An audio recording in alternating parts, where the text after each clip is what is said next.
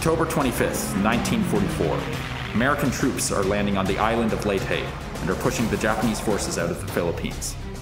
Bearing down on the Americans landing on Leyte is the largest surface fleet the Imperial Japanese Navy can muster. Center Force, as it's called, is under the command of Vice Admiral Kurita. Their goal? Crush the Americans landing at Leyte with their massive firepower. However, unknown to the Japanese is the small American task force standing in their way, Taffy 3. Taffy 3 is a small force acting as air and naval support for the landings. They're lightly armed, prepared for submarine attacks and shore bombardment. The American landings are here. Bearing down from the north is the Japanese Center Force. Taffy 3 is here, approaching from the south. To the east is William Bull Halsey and his powerful Third Fleet, capable of matching the Japanese Center Force. However, Kurita expected this and orders the remnants of the destroyed carrier force to act as a decoy and pull away Halsey's Third Fleet. Halsey takes the bait, leaving only Taffy 3 standing between Center Force and the Leyte landings. Center Force consists of 4 battleships led by Yamato, the largest battleship ever built, 6 heavy cruisers, 2 light cruisers, and 11 destroyers. By contrast, Taffy 3 consists of 6 escort carriers, 3 destroyers, and 4 destroyer escorts, all armed for lightly armored ground targets and submarines. Yamato alone weighs more than all of the Taffy 3 ships combined.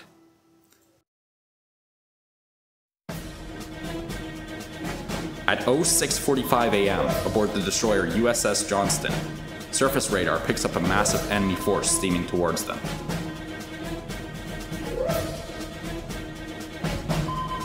"15 minutes later, Yamato opens fire on Taffy 3. The massive shells smash into the water, and columns of water leap up around the tiny ships. The commander of Taffy 3 orders his escort carriers to retreat to the east and to launch all aircraft possible. The small destroyers and destroyer escorts lay a smokescreen to cover the retreating carriers. Among the American destroyers is USS Johnston, captained by Ernest Evans. After laying smoke, Evans goes on the attack, ordering flank speed, full left rudder. The Johnston rushes towards the Japanese vessels. Johnston's 5-inch guns only have a maximum range of 16 kilometers, but the larger Japanese vessels can strike at twice that distance. A single round from Yamato could completely destroy Johnston. At 16 kilometers, Johnston's 5-inch guns spark to life, firing at the nearest enemy ship, Kumano. Quickly setting its superstructure on fire, Johnston continues to fire furiously, while closing range on our opponents. Evans knows his 5-inch guns don't have the power to seriously damage a heavy cruiser like Kumano. The only chance Johnston has are her 10 21-inch torpedoes, but their maximum range is only 8 kilometers. Evans orders his crew to chase splashes. In this defensive tactic, a ship sails straight for the water spray caused by an impacting enemy shell, gambling that the enemy gunners won't shoot the same spot twice. Incredibly, Japanese gunners fail to score a single hit on the charging Johnston, and at 8 kilometers, Johnston unleashes her 10 torpedoes on Kumano. The torpedoes race through the water at 80 kilometers an hour towards their target. They're right on target.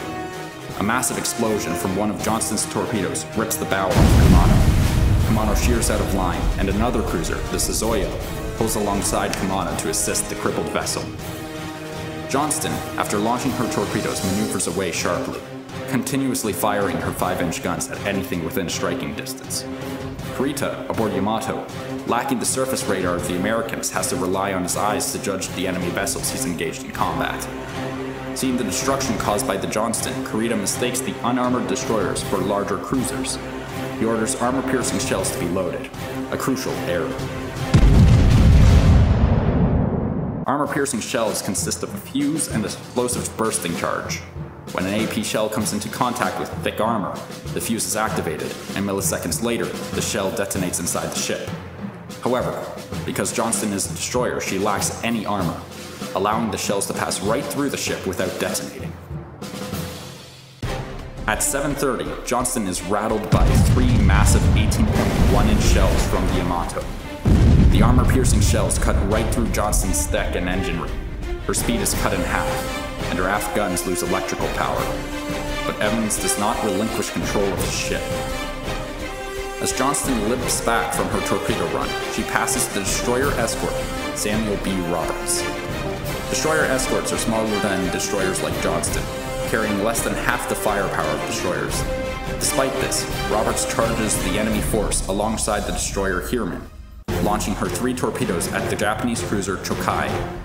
Minutes later, the torpedo hits its mark, and the badly damaged cruiser begins to lose speed. Roberts begins to return to the carriers. However, at 8:10, Roberts plows through a smokescreen, only to come face to face with the Japanese cruiser Chikuma. Without hesitation, Roberts' guns open fire at the lone cruiser. Roberts blasts away. Her 5-inch guns fire over 600 rounds of ammunition. Chikuma bursts into flames. Her deck and bridge explode as Roberts continues to fire. For almost an hour, Roberts slugs it out with an adversary 11 times her size. But at 8:51 a.m., Roberts would come under significant concentrated fire, destroying the aft gun. In a defiant last stand, Roberts continues to fire her forward gun, the only one left, setting fire to Chikuma again and disabling its number 3 gun turret. Finally, 14-inch high explosive shells from the battleship Congo would strike Roberts, causing a 40-foot hole in the side of the vessel. And at 9:35, the order to abandon ship was given. Samuel B. Roberts, known in Navy lore as the destroyer escort that fought like a battleship, would sink beneath the waves. Following the sinking of Roberts, the light cruiser Yahagi leads 5 destroyers in pursuit of the fleeing carriers. The only ship that's in position to intercept the Japanese force is the battered USS Johnston. Without hesitation, Evans orders flank speed and attempts to cross the T of the enemy. Crossing the enemy's T is a classic naval tactic, allowing Johnston to fire all of her guns in full broadside, while the Japanese can only fire with their forward guns. But as Johnston begins to cross the T, Yahagi turns hard to starboard, with the rest of the Japanese column following in pursuit.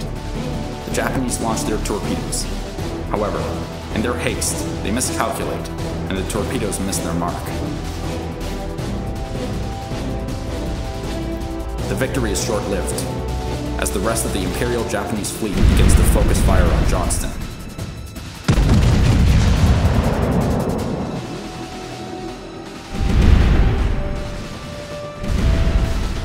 And at 9:40 a.m., Johnston's engines are hit, leaving Johnston dead in the water.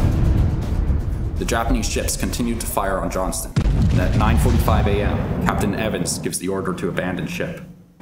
Out of 327 crew members, 187 would be lost that day, including Commander Evans, who was posthumously awarded the Medal of Honor. Incredibly, Kurita decides his losses are too great and orders the remaining ships of the Center Force to retreat. Taffy 3 had done the impossible. Japan would never again mount a significant naval force and would eventually be pushed back to the home islands of Japan. Finally, after 6 years of war, Japan would formally sign for unconditional surrender aboard the American battleship USS Missouri.